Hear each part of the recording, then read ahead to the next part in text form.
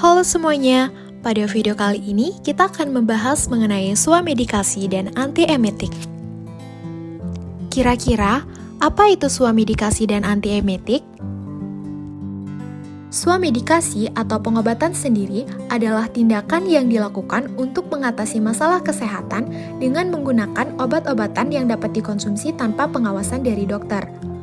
Obat-obatan yang digunakan untuk pengobatan sendiri atau swamedikasi biasa disebut dengan obat tanpa resep, yang terdiri dari golongan obat bebas terbatas, obat wajib apotik, vitamin, dan suplemen. Biasanya, obat-obat bebas tersebut dapat diperoleh di toko obat, apotik, atau supermarket. Secara sederhana, swamedikasi adalah upaya seseorang dalam mengobati gejala sakit atau penyakit tanpa berkonsultasi dengan dokter terlebih dahulu. Namun, bukan berarti asal mengobati. Justru, pasien harus mencari informasi obat yang sesuai dengan penyakitnya, dan apotekerlah yang bisa berperan di sini. Apoteker bisa memberikan informasi obat yang objektif dan rasional. Swamedikasi boleh dilakukan untuk kondisi penyakit ringan, umum, dan tidak akut.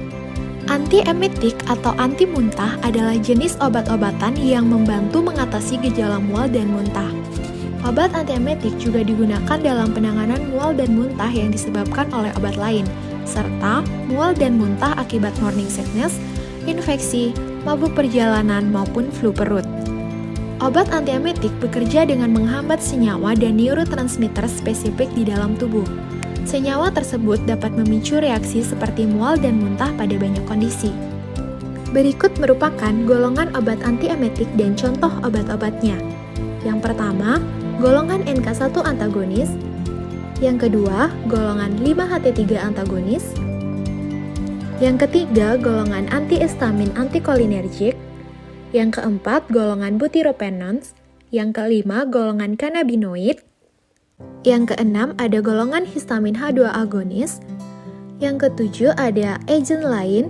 Dan yang kedelapan, ada golongan phenothiazine. Selanjutnya, ada contoh obat antiemetik yang bisa didapatkan pada pelayanan swamedikasi. Yang pertama, ada antimo dengan kandungan dimenhidrinat 50 mg pada antimo dewasa dan dimenhidrinat 12,5 mg per saset pada antimo anak.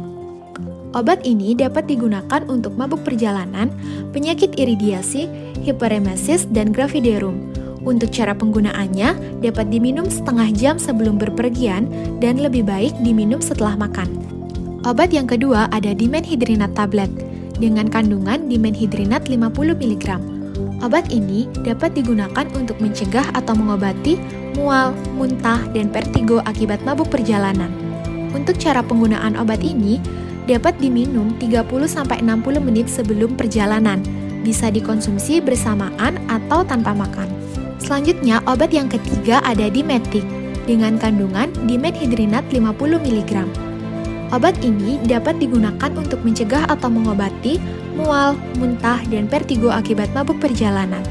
Untuk cara penggunaannya, obat ini sebaiknya diminum 30-60 menit sebelum perjalanan dan bisa dikonsumsi bersamaan atau tanpa makan.